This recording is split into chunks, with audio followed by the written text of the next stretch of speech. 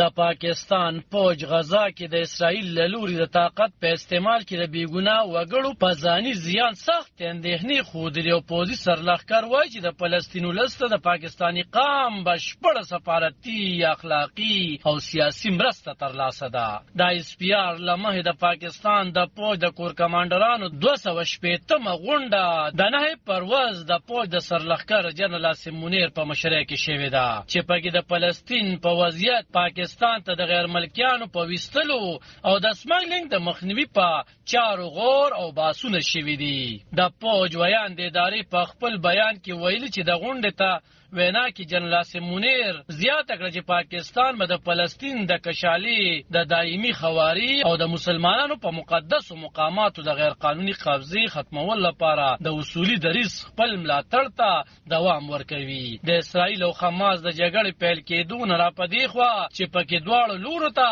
په زرګونو کسان وژل شوي او په زرګونو نور جوبل دي. په پرلپسې ډول پاکستان کې سیاسي او مذهبي ګوندونه د اسرائیل په ضد احتجاجي مظاهرې کوي او د پاکستان له حکومت نه غوښتنې کوي چې د فلسطین په کشاله کې باید د یو پریکړې دریځ سره مخې ته راشي. د پاکستان نگران وزیر اعظم انور الحق کاکړ تېره هفته په ایکس پخواني ټویټر رسنۍ لیکلي وو چې په منځني ختیځ کې تلپاتې صلح د دوه ریاستونو په جوړېدو کې ده چې پکې فلسطین یو باضابطه خپلواک ریاست دی چې بنیاد یې 1980 کال څخه وړاندې په سرحدونو دی. د بهرنیو چارو نگران وزیر جلیل آباد جیلانی خو ویلي چې موږ له فلسطینیانو سره ولاړ یو او د اسرائیلي اشغالګرو ځواکونو لخوا د تاوتریخوالي او ظلمونو د سمدستي پای ته رسولو غوښتنه کوو. ایس پی آر وایي چې د فوج سرلښکر جنرال عاصم منیر د کور کمانډرانو په غونډه کې پاکستان نه په غیر قانوني توګه د میش بهریانو په درناوي او خوندي توګه د بیرته ستنولو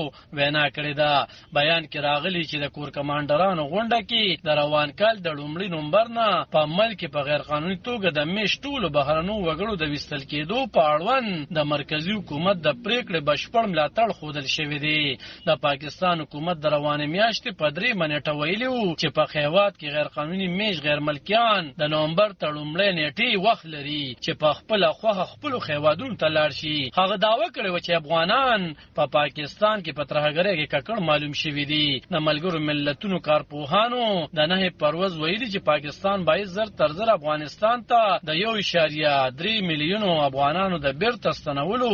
بهیر ودروي. پاکستان کې پښتنو ملتپالو سیاسي او مذهبي ګوندونو هم د پاکستان دغه پریکړې ته سخت غبرګون ویلی وو. علب خان شیرپو دلبر نیوز 400